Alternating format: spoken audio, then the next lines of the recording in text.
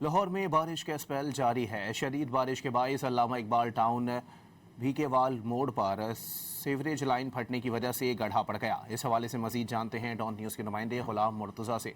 जी मुर्तज़ा, बताइएगा। जी, लाहौर में शदीद बारिशों का स्पेल जारी है। आज तीसरे रोज भी शदीद बारिश हुई, जिसकी वजह से लाहौर के मुतअद्दिद इलाकों में पानी जमा हो गया। ना सिर्फ नशेबी इलाके बल्कि पोश एरियाज में भी पानी जमा हो चुका है। मैं इस वक्त मौजूद अल्लामा इकबाल टाउन में। शदीद बारिश की वजह से यहाँ पे तकरीबन 10 फीट गहरा गड्ढा बन गया है। सीवरेज लाइन फटने की वजह से गड्ढा बना। मेरा कैमरामैन आपको दिखा सके तो 10 फीट गहरा गड्ढा, और उसे मुकम्मल तौर पर कॉर्डन ऑफ कर दिया गया है। वासा इंतजामिया की जानिब से अपने मजदूर यहाँ पे लगाए गए और इसको भरने के लिए इंतजाम शुरू कर दिए गए हैं। वासा की जानिब से ये कहा जा रहा है कि आज रात तक इस गड्ढे को मुकम्मल कर लिया जाएगा।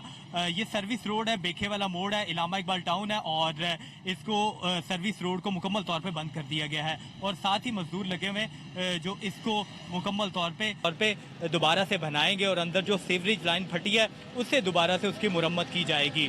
तो अल्लामा इकबाल टाउन में शदीद बारिश की वजह से ये गड्ढा बना है। इसी तरह लाहौर के मुतअद्दिद एरियाज़ में बारिश शदीद की वजह से पानी जमा हुआ है, जहाँ पे शहरियों को गुजरने में मुश्किलात का सामना करना पड़ रहा है। जी, बहुत शुक्रिया गुलाम मुर्तज़ा।